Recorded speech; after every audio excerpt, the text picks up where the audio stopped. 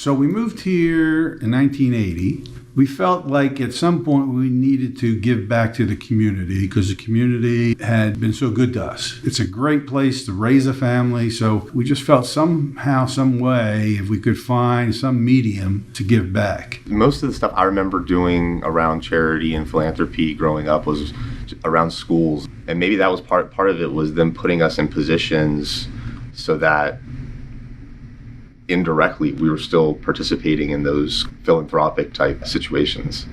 I never really felt like philanthropy or being involved in the community was really much of an option. It seemed more like an obligation in a good way, right? Because you've got a responsibility to the community that you live in. One of the lessons that I've always taken from my parents about what you get back from service and philanthropy is just as important as what you put into it. We would do a lot of projects that would be giving back to the community.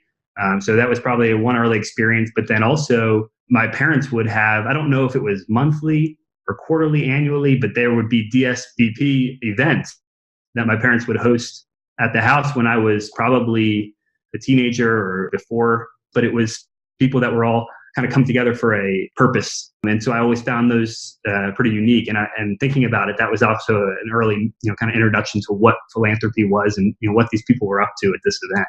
He's reading the paper. He says, there's this organization.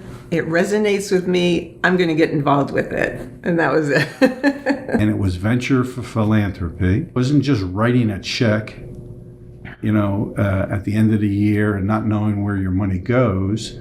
It was getting a group of partners together from all different backgrounds, all different skill sets, and leveraging their skill sets, leveraging their network in helping other nonprofits. I think we met almost once a week, like at Starbucks for coffee, to talk about what was going on with SVP, because really those were its first years, its formative years, where the thought process around how the concept of venture philanthropy would make its unique mark in Dallas. I've known Ike and Candy for a really long time. We both got into SVP Dallas probably around the same time, which was almost 20 years ago now.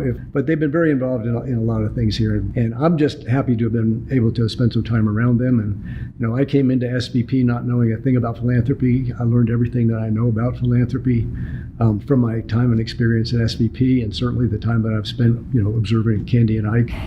I first met Ike and Candy in March of 2013. I had started at the Dallas Holocaust Museum in January, so they were one of my early visitors.